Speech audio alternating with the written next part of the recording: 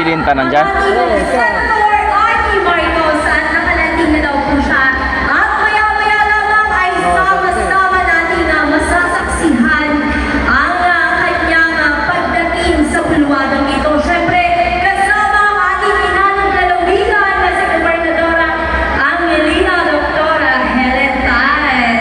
Ayan, may request lamang po kami kapag sinabi ko, kapag may problema, ang sasabihin niyo po ay may solusyon.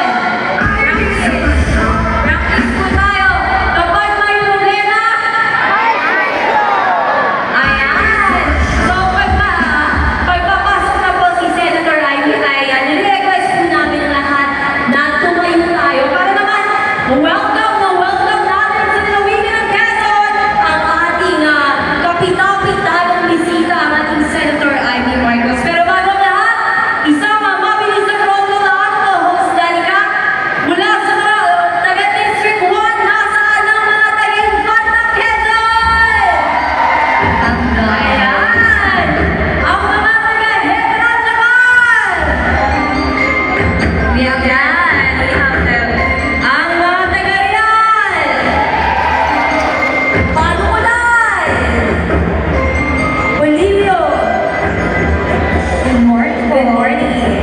Ayan, Bordeos, Patnanuman, Humaling. Yan, mga nag-raise sila ng hands. Tayabas City. Ayan, nasa una. Pagbinaw. Mahuman. Sampalo, Quezon. At Lukban! Ayan, kung di pa hinihintay lang bayan pa, baka nandiyan sa registration area. Ayan natin move on ang District 1. Ayan, para naman sa ating karuwang distrito, nasa na mga taga-Dolores? San Antonio! Chaong! Ayan, Candelaria! Sariaya! At Lucena City! Ayan, energize ang District 2. Partner, welcome po sa ating District 2. At bago tayo mag-roll ng District 3, partner, baka po meron kayong mga kasamang bagets sa mga bata.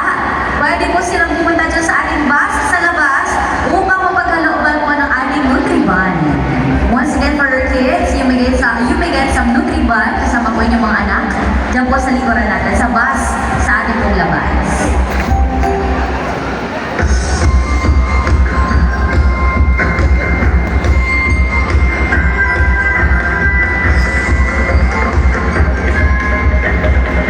Ayan, roll call sa District 3. Nasa po ang mga